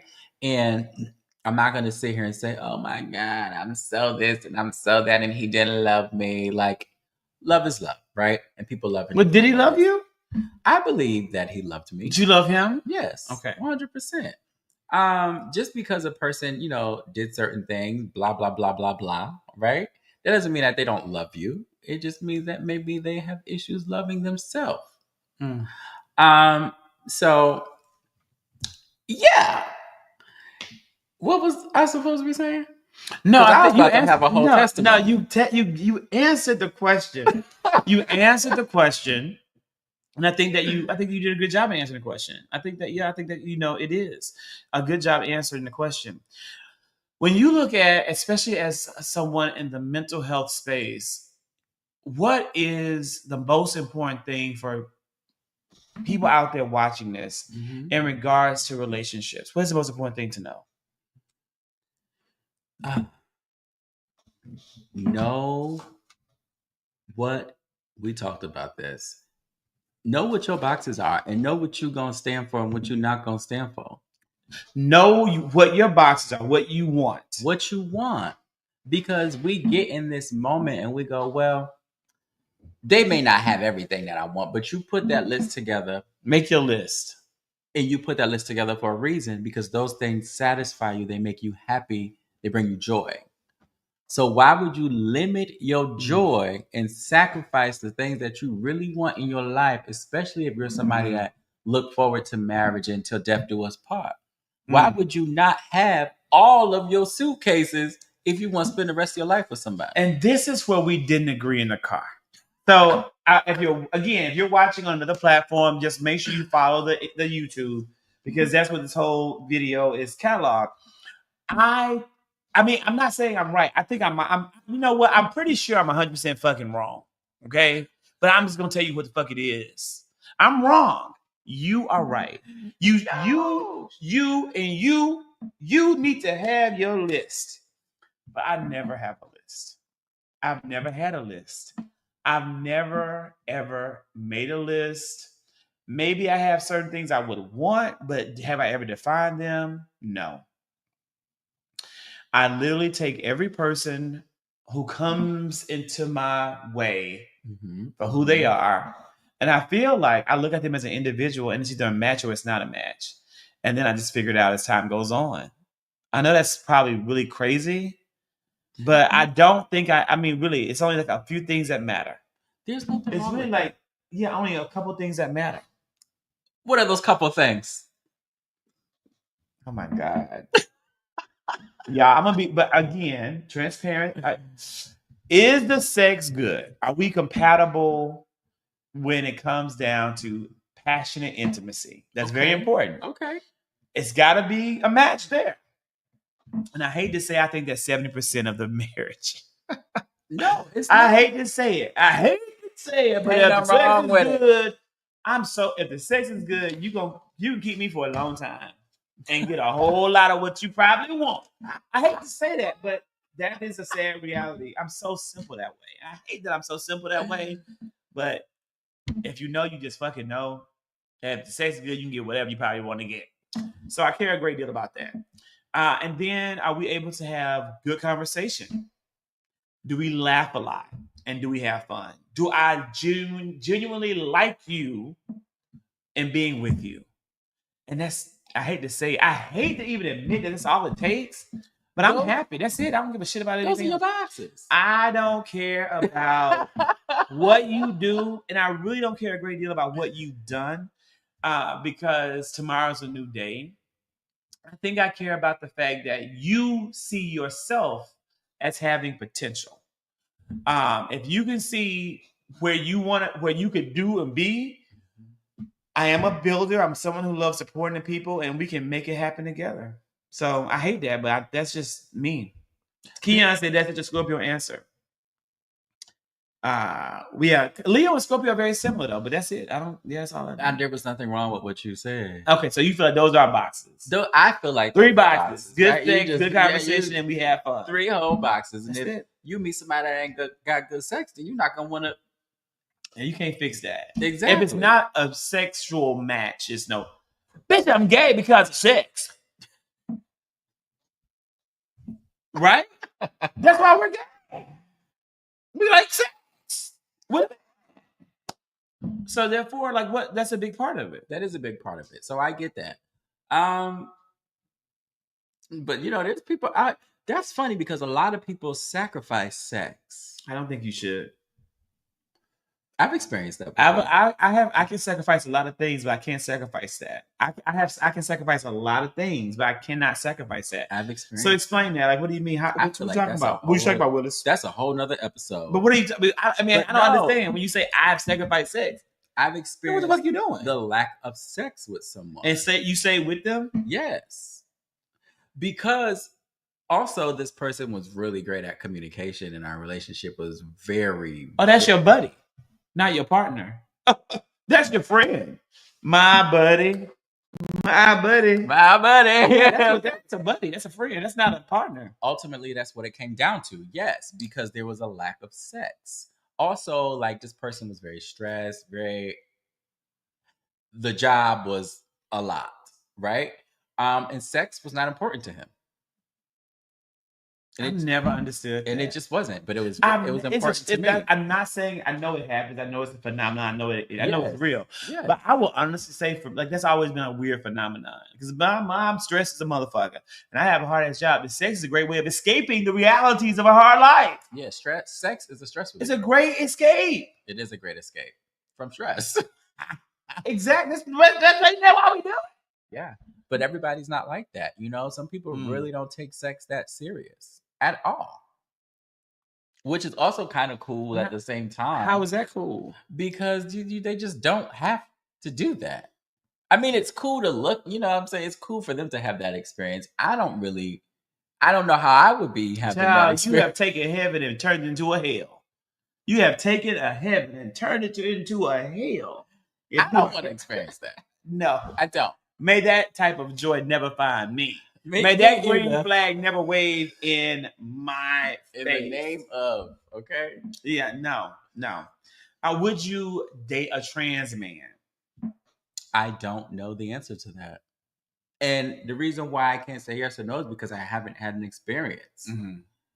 I haven't even had a conversation, to my knowledge, with a trans man. So I don't know that. Okay. Yeah, I don't know. I mean, I'm curious. So in this moment, right, where you're single and you're free, are you going to go out and explore that? Is this something that you would explore? Would I explore a trans man? Yeah. Possibly. Yeah. I don't know if it just happened to come my way, but also, like, at my age, I also have boxes to be checked with my sexual desires.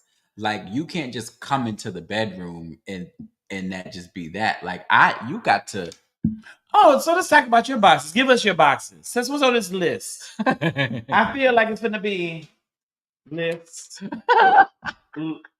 list, list, and list. So what's on the boxes? Ooh, let me. And then we'll get ready to get some more gifts. My sexual boxes? Yeah, what are the boxes? What are the list? You know, what I prefer is a man about as dark as this microphone. So you have a complexion preference. I prefer. Okay. Now, I like all colors. Okay. But I'm just saying. That's and I think I don't have a problem with a preference. Some people do. Yeah. I don't care. That never bothered me. The world has when people say, when I'm white and I don't want to date black, I don't give a fuck. Don't date them. Don't date them. It's good for you to not date them, and it's even better for them that you don't date them. Don't do it. Just don't do it. If that ain't what you want, don't do it. I can, you can't be shorter than me. That's not happening. You cannot be shorter. Absolutely not. Okay. Okay. You can't be taller than me. That's a preference. I agree with that's crazy, but I think I kind of have the same preference. And you can't have little feet. You need a big foot for you. You can't have little feet. I need a little foot. I like a little foot, like a little tiny foot.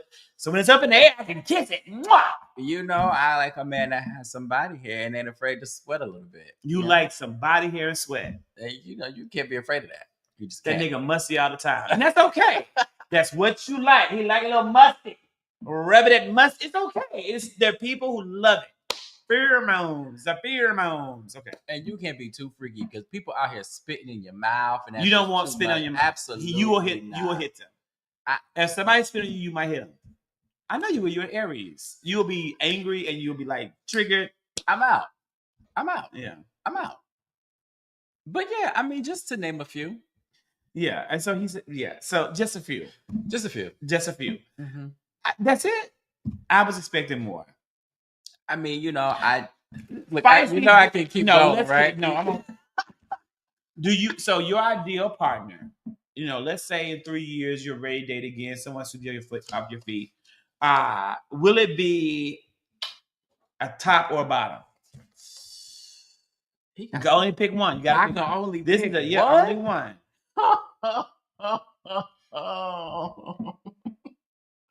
No, I can't pick one because I don't want to put myself in a box. This isn't like, it's not like this is love, man. It's just a question. And this is in 3 years when I'm ready? Let's say we're building your ideal partner, what will they be? A top or a bottom? They can't be verse. Why that's not on there? Woo, child. I don't know. Can we come back to that? You really don't know? I don't know. I'm torn. Okay, we know this one is hairy or shaved. They gotta be. They both equal. You just said you want a hairy, musty man. I'm still on number one. I'm still on number one. You can't decide. He gotta be hairy. Yeah, cut or uncut. You can only have one, but a partner for life. Cut.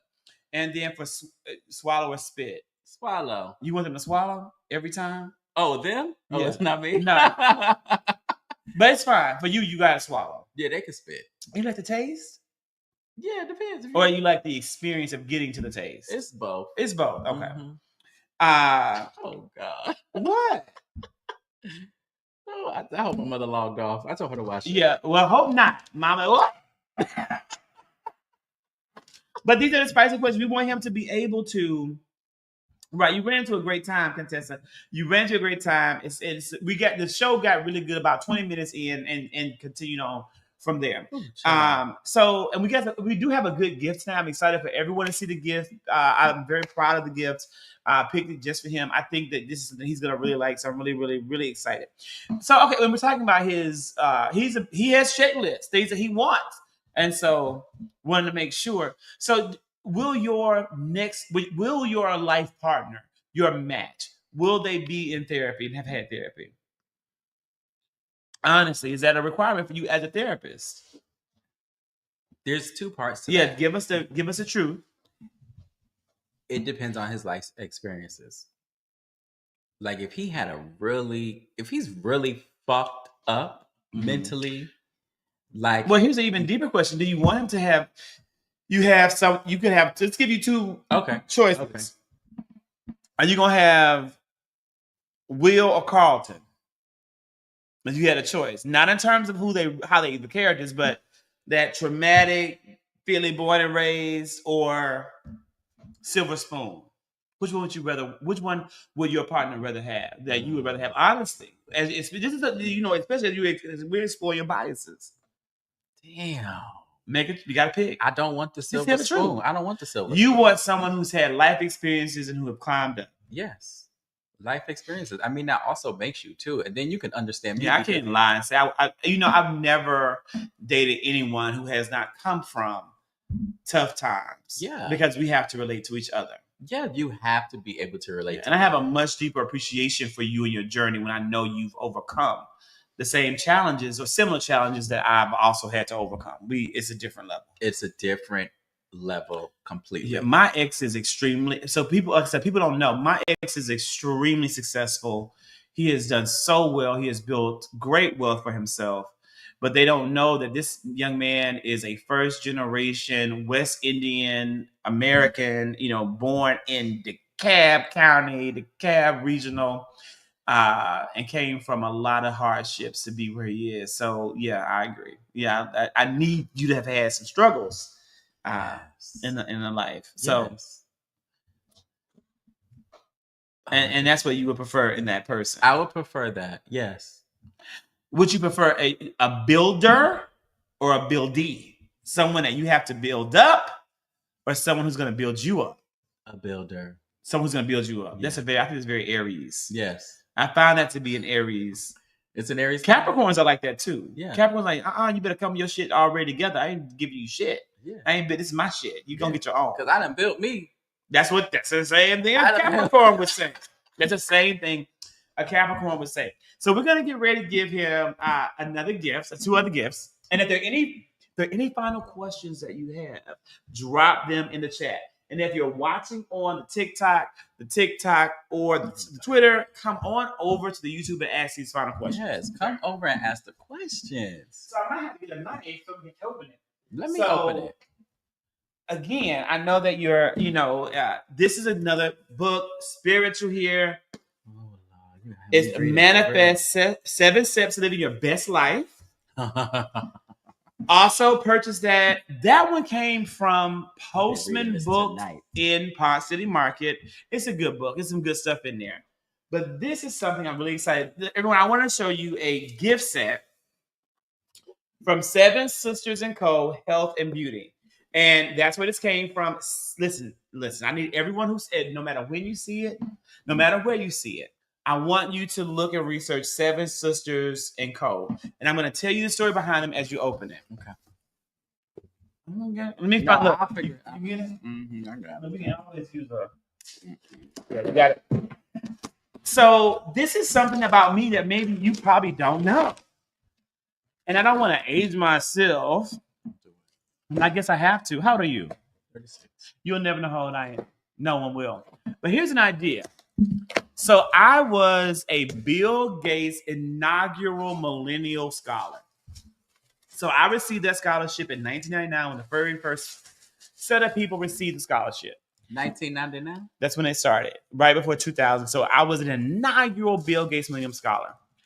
And so the Bill Gates Scholarship alumni have annual meetups. And I haven't gone to a meetup in maybe 10 years, y'all. But just so happens, wait, you can't tell them what it's under yet. We're going to pull it out together. I'm giving them the story behind the company, right? So I went to this year's meetup in Atlanta. And pass the book. Here, contestant material who wrote the book, because I don't even know who wrote the book. The Manifest 7 Steps to Living Your Best Life was written by Roxy Nafusi. And I picked the book because I was in the bookstore to pick his book, and I was kind of going through and saw some stuff and was like, yeah, this is it. And this is the quote. On authenticity, I had no idea that being your authentic self would make us as rich as I've become. If I had, I'd have done it a lot earlier. And I knew this was a good book for him based on the content that he puts on his page. So at the Bill Gates meetup, a young lady got up and she went to Yale. She has a bachelor's in chemistry, a master's in chemistry, and a PhD. She went straight through got her PhD in chemistry from Yale, an Ivy League school. And she took her first job here in Atlanta. And well, I don't know if her job, she lives in Atlanta. I don't know if her job was in Atlanta, but wherever she got this great job, she was so excited for this job. She was there for 30 days. And she said every day of the 30 days, she faced macroaggressions from white people saying, how did you get into Yale? Why would they let you into Yale? You have a PhD in chemistry from Yale? It was constant questioning, constant hardcore in her face macro aggressions. And she quit the job. And it just broke my heart. But what she said was she was now living in Atlanta with her. She has 7 sisters. So it's her and 6 other sisters. And she decided to open up and use her knowledge of chemistry to create 7 Sisters Cosmetics. And so in this box are the pieces that I ordered from their gift set. So what's in the box? Because I don't even know what's all in the box. Grab this one. Yeah. This is a whipped body butter. Whipped body butter. 7 Sisters Cosmetics. Black owned, Black women. What does it smell like? Let's say unscented. That one ain't got no scent. So what is this one? That's the same. It's a smaller version of that. It's whipped as well. It's whipped, and this one has it just has an odor. What does it smell like? One word. Ooh. What does it smell like? Blackness. It smells black. It smells black. What does that one smell like? This one smells black too, but this smell like. Who that smell like? This one smell. It smells Indian. Yeah. This ain't black. This is Indian. It's a masala spice. That smell like grandma. Yeah, it's grandma. In a good way though. If grandma from West Indian. What's this one? Pass me that. I'm gonna type the name of the author. I'm gonna type the name of the author in the chat. It's Roxy. Okay, I just typed the name of the author in the chat. You got me smelling all And what's that one? That one smell different. Smell that. Oh, this is a nice, sweet. It's sweet blackness. Patchouli, cinnamon in there. Definitely cinnamon. All right, so this is different. Yeah, I don't know what that is. Okay, yeah. We don't. I don't know what. I don't know what it is. These are tied up, so these are different. Let's see. And I open up stuff slow, so it's no rush. People like to reveal. Ooh. Extreme hair growth oil. Some hair growth oil for them locks. For the locks. This is huge. Ooh. I want to say some face mist. Skin refresher. A skin refresher. And again, every single piece, 100% natural ingredients. All right, we got one more. All of it 100% natural, vegan shit for your face. Herbal tea. Here's. Ooh, I'm gonna order me the books too for me. So I'll be ordering 2, Contessa. I wonder what these smell like. And what is it? Yeah, smell it. This is a hair and skin refresher. Mm-hmm.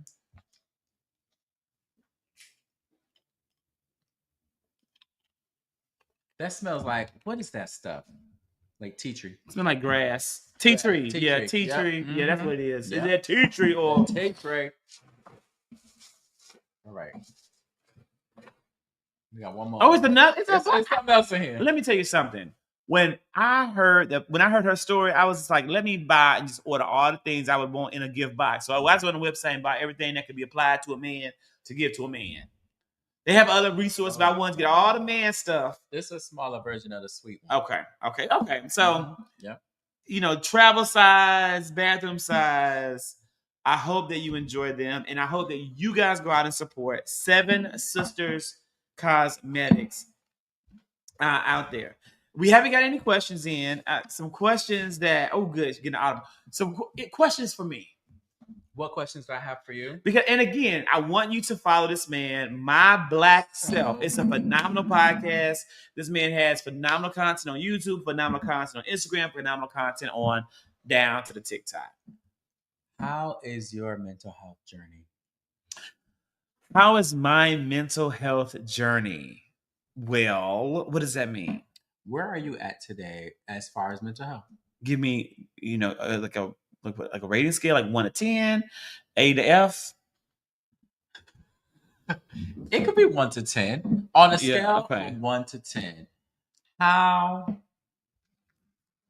aware? I'm like the worst person to ever interview because I don't want to honestly answer the question. don't I'm wanna going. answer no No, I question. don't. You don't. I don't know why Have you you told noticed me to that? ask you a question. But it's important. It's vulnerability.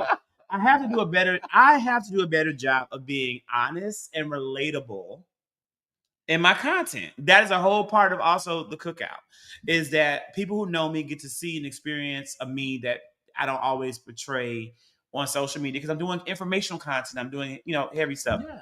So I'm gonna be honest. My mental health, I would have to say a scale of 1 to 10. Yeah, because you're always busy. Oh You're my always on the God. go. Might be at a 3. It's your brain. It might be a 3. It's It a might be a 3. 3. But sometimes it goes up to maybe a 6, but it's probably like at a 3 because, there's just challenges. But even though there's challenges, I'm also extremely resilient. Mm-hmm. So I think it kind of balances out to a certain extent, right? Like, I have a very stressful day job, and I make the choice to be just as active with my social media work like it is a day job. I create a lot of content. I was in San Francisco, holding the VP's hand, feeling peace and blessed assurance, then rushed my ass home to make sure I was doing the show tonight because this is important to me. Like the down to dinner party is important to me. So, that's tough. And in that time frame, I've published 6 pieces of content. So between last night and today, I've done 6 pieces of content and doing a live stream. So I'm working, but I also have not missed anything at my actual day job because I was working on the plane the whole time here. But I have stamina. I've always lived like this. Okay. And I'm a genuine workaholic. I truly take pleasure in productivity. So when you say, you are a creative, yes. I don't see myself as much of a creative because for me, creating takes a whole lot of time. I'm curating news. I'm curating events. I'm curating opinions, but I'm also writing a book. So writing that book is not easy. It's creative work. It's hard fucking work to write a book. So I think of myself as more of a productive than a creative. I created a new word for myself. I'm a productive, someone who's extremely productive, and I can do a whole lot of work. But I definitely feel like as though I'm more productive, creative.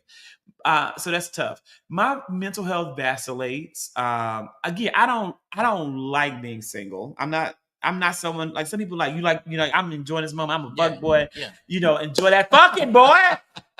I am a husband.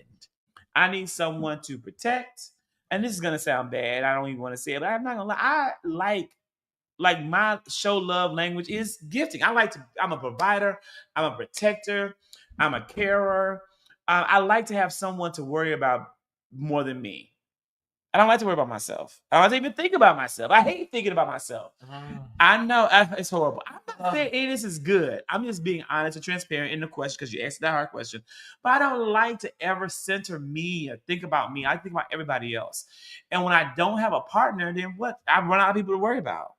And then I do have to kind of worry about myself. And I hate that. I don't like it. Because I'm going to be okay. I am going to always be okay. That's the course of life. And when I'm not okay, bitch, I'm dead and it's over. And it's even better. Thank you, Jesus. I'm with the Lord.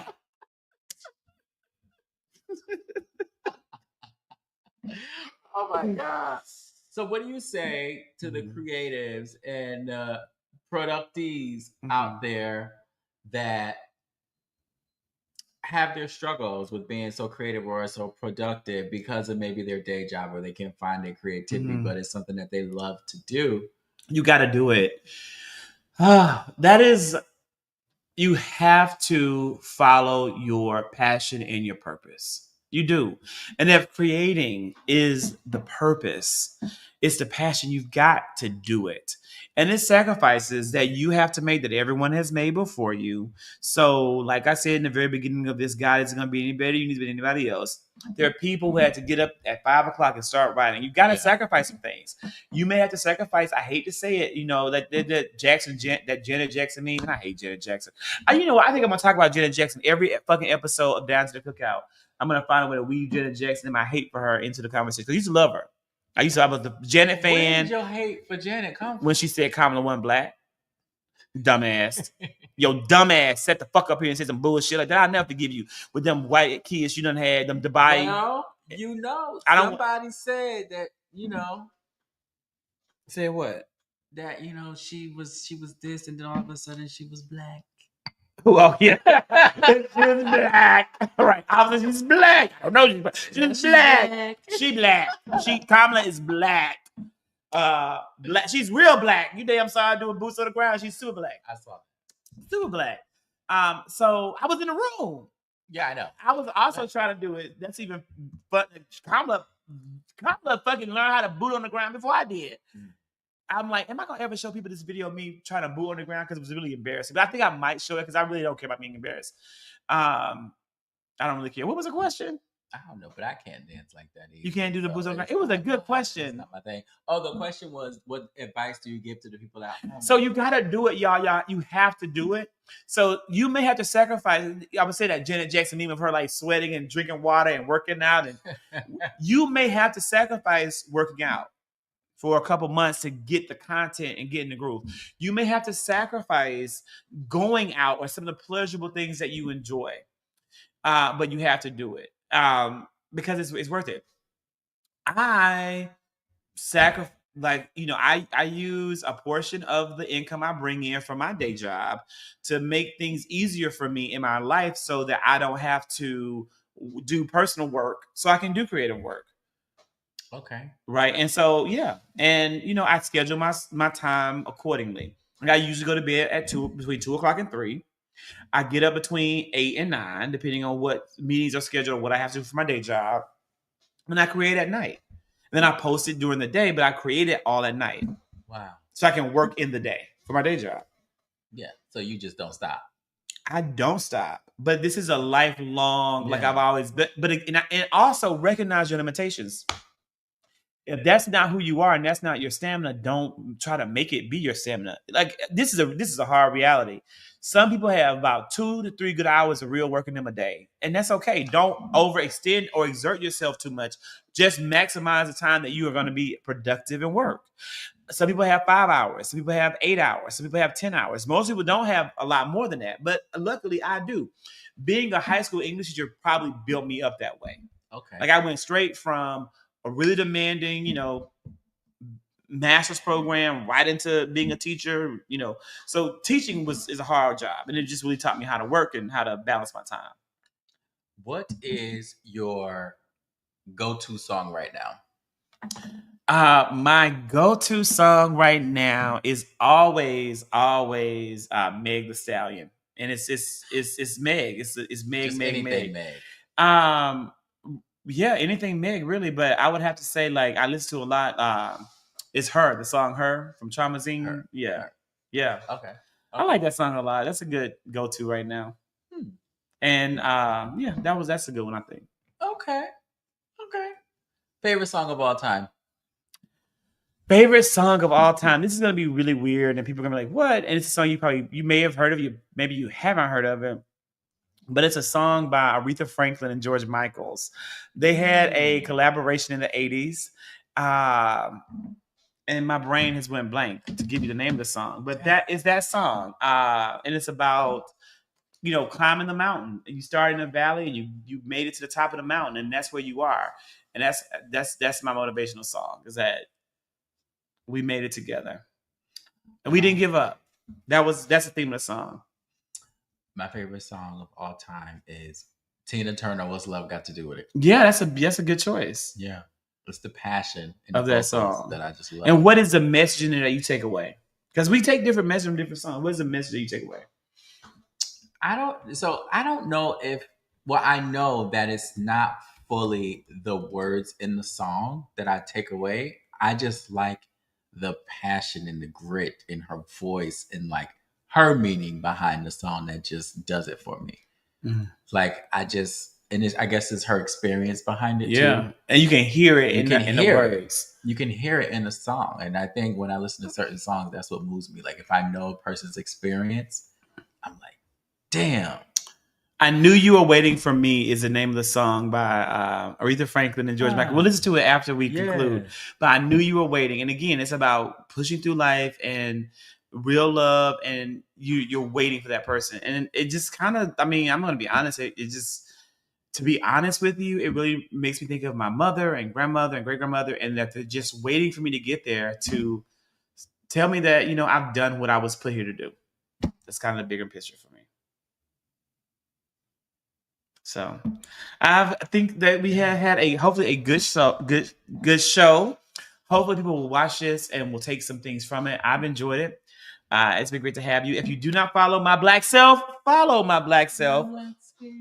And it's just great content, great affirmations, just a level of positivity that we need, especially as we go through this month with mental health awareness. Contessa, you can always reach out to me, girl, at any point when you're having a bad day. I'm glad you feel better. And I think that's something that people need to always understand. It gets better. It gets better. We all will have bad days. No matter how bad it gets, just see if it's better tomorrow. Just give it one more day. Give it and see how you feel the very next day. And so with that being said, y'all, I'll see you next week. And we have a great show. No, I won't see you next week. I'll be in DC doing some interviews, but I'll see you the following. But I'll be dropping the interviews here. So you'll see. Bye, y'all. Bye, y'all. I feel